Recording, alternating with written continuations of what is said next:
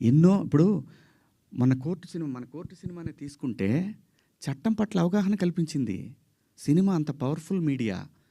తప్పు జరిగితే మన డ్రెస్సింగ్ సెన్స్ మీద అంతే ఘోరంగా వెళుతుంది, మంచి జరిగినా అంతే ఉపయోగకరంగా ఉంటుంది. అంటే మనం రిప్రజెంటేటివ్స్. సుబ్బారావు గారు మీరేదో అడుగుతున్నారండి. ఒక్క నిమిషం, సుబ్బారావు గారు ఏదో అడుగుతున్నారు. అఫ్కోర్స్ మీరు అన్నట్టు మీరు వాడిన 2 పదాలు అన్పార్లమెంటరీయే కాదన్ను. వేరే అంతకు మించిన పదాలు కామెడీ షోస్లో, టీవీల్లో కామెడీ షోస్లో వస్తున్నాయి. అలాగే మన తెలుగు సినిమాల్లో కూడా వస్తున్నాయి, సెన్సార్ గడప దాటి వస్తున్నాయి. సో మీరు అన్నట్టు అప్పుడు ఎలాంటి స్పందన కనపడలేదు. బట్ శివాజీ ఎందుకు టార్గెట్ అయ్యాడు? ఏమో సార్, నేను చిన్నోడిని, నన్నంటే ఎవరు అడగరనేమో. లేదు దీన్ని సింపతి కార్డ్ అని ఎందుకు వేసుకోవాలా? వాళ్ళకి మనం ఈజీగా దొరికాము. తప్పు జరిగింది కదా, నా వైపు తప్పు జరిగింది కదా, ఫేస్ చేద్దాం. శివాజీ గారు సార్ ఇందాక మాట్లాడుతూ ఒక్క నిమిషం శివాజీ గారు ఇందాక మాట్లాడుతూ సో ఒక అమ్మాయి డ్రెస్సింగ్ విధానంలో వాళ్ళు అక్కడ అబ్యూజింగ్గా ప్రవర్తించారు, టచ్ చేయడానికి ట్రై చేస్తున్నారు అన్నారు. అమ్మాయిలు సరిగ్గా డ్రెస్ చేసుకుంటే ఇలాంటి ఇబ్బంది ఉండదని చెప్తున్నారు. వాళ్ళకి సేఫ్గా ఉంటుంది అంటున్నా. ఆ పాప డ్రెస్ కనుక జారిపోయి ఉంటే ఆ వీడియోని మనం ఎవరన్నా అడిగినా తీస్తాం ఆ సైట్లో నుంచి. అది ఒక ఇన్సిడెంట్ కావచ్చు సార్, బయట చాలా జరుగుతుంది. అదే నేను అంటున్నా. కానీ అలా ప్రవర్తించే ఒక ఆర్టిస్ట్ వచ్చినప్పుడు, ఒక స్టార్ హీరోయిన్ వచ్చినప్పుడు ఎవరైనా సెల్ఫీల కోసం ఎగబడతారు, చూస్తారు. మీరు వెళ్ళినా కూడా మీతో సెల్ఫీ దిగడానికి ఇబ్బంది. అమ్మాయిలు కూడా మీ చుట్టూ తిరుగుతారు, మీతో సెల్ఫీ తీసుకోవడానికి. ఒక సినిమా వచ్చినప్పుడు ఆటోమేటిక్గా యాక్టర్ ముందు జరుగుతూ ఉంటుంది. కానీ వాడి ఇంటెన్షన్ ఏంటో తెలియకుండా ఎవరైతే వాడు ఆ అమ్మాయి దగ్గరికి వెళ్ళాడో, హీరోయిన్ దగ్గరికి వెళ్ళి సెల్ఫీ తీసుకుందాం అనుకున్నాడా, లేదంటే అమ్మాయితో షేక్ హ్యాండ్ ఇద్దాం అనుకున్నాడా తెలియదు కదా. సో వాడికి ఏం చెప్తారు మీరు? అమ్మాయిలు డ్రెస్సింగ్స్ ఉండాలి, చాలా బాధ్యతగా ఉండాలి, వాడి విచక్షణ కూడా ఉండాలి కాబట్టి అలాంటి వాళ్ళకి కూడా చెప్పాలి కదా మీరు. కాదండి, నేను అంటున్నాను, మనం చెప్తే ఎవ్వడు వెండ.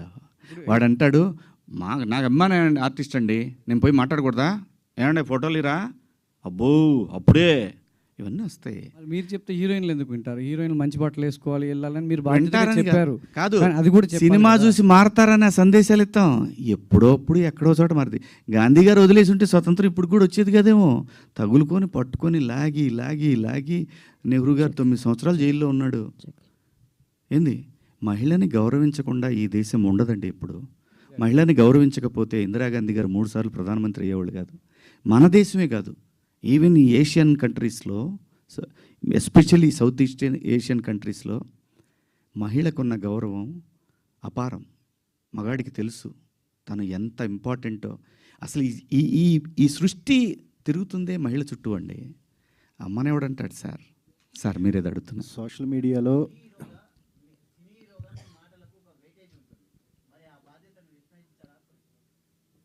అందుకే కదా సారీ చెప్పాను సార్. మళ్ళీ అదే ఇది నన్ను అడిగితే పర్లేదు, రేపు ఇంకో హీరోయిన్ అడిగితే ఆయన కూడా ఇదే చెబుతాడు, సారీ చెప్పాడు కదా, ఇంకో దాన్ని కాకుండా ఏదైనా అడుగుదాం అని అంటారు. సార్ మీరు ఏదన్నా ఇష్యూ వచ్చినప్పుడు ఎవరన్నా ఏదన్నా మాట్లాడితే దొరుకుతాడు, బలి చేసేద్దాం అని ఒక బ్యాచ్ ఇప్పుడు చాలా ఎక్కువ మంది ఉన్నారు. సో అలాంటి బ్యాచ్కి మిమ్మల్ని కూడా దొరకపుచ్చుకుందాం అనుకున్నారు. సో దొరికేసాను తప్పే ఉంది. నేను బాధపడింది ఒక్కటే, ఈ పిల్లలందరూ నాకు తెలిసిన వాళ్ళే కదా. ఒక మాట నన్ను అడుగుంటే, ఒక మాట, ఇప్పుడు ఏదైతే ఈ ప్యానల్స్లో ఉన్న వాళ్ళందరూ కూడా ఒక మాట ఏంటన్నా అని అంటే, లేదమ్మా పొరపాటు జరిగింది అని ఆన్ ది స్పాట్లోనే వెళ్ళిపోయేది కదా. ఆ ఒక్క అవకాశం నాకు ఇచ్చుంటే బాగుండేదేమో. అది మళ్ళీ ఉమెన్ కమిషన్ దాకా వెళ్ళాల్సిన అవసరం వచ్చేది కాదేమో. డెఫినెట్గా ఉమెన్ కమిషన్ రియాక్ట్ అవుతుందండి.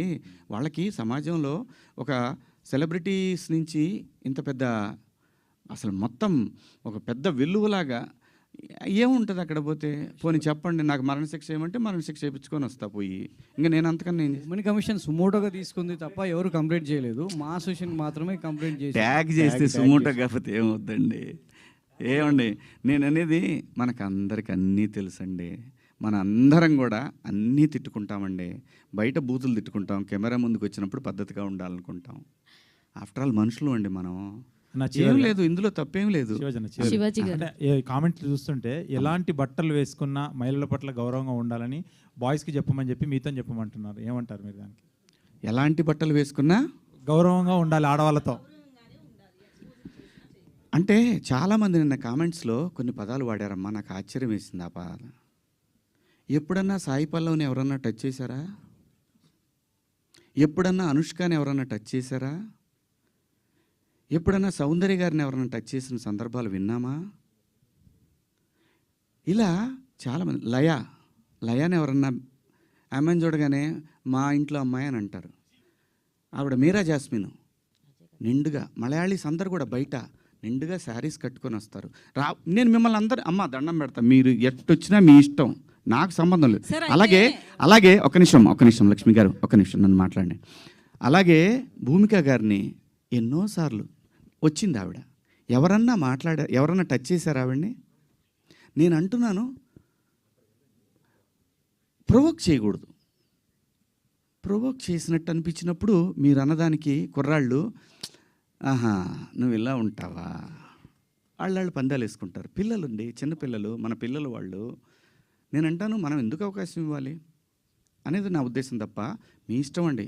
మీరు బట్టలు వేసుకున్నా, ఇంకా మంచి బట్టలు వేసుకున్నా, ఆ తర్వాత మీ ఇష్టం, మీ ఫ్యామిలీ, మీరందరూ సమాజానికి అగెన్స్ట్గా వెళ్ళినా ఉన్నా, నేను మాత్రం కోరుకునేది ఒకటి, ఈ జనరేషన్ ఆడపిల్లలకి, అమ్మా నేను ఒకటి చెప్తున్నాను, మిడిల్ క్లాస్ ఎక్కువ ఈ దేశంలో, మరీ ముఖ్యంగా మన తెలుగు పిల్లలు. నేను చెప్పేది ఒకటేది, మీరు పాటించమని నేను అంటల్లా, జరిగే అనర్థాల గురించి మాత్రం చెప్తాను. జాగ్రత్తగా ఉండండి, ఇంతకన్నా నేను చెప్పేది ఏం లేదు. Thank you. సార్ ఒకటి లాస్ట్ క్వశ్చన్.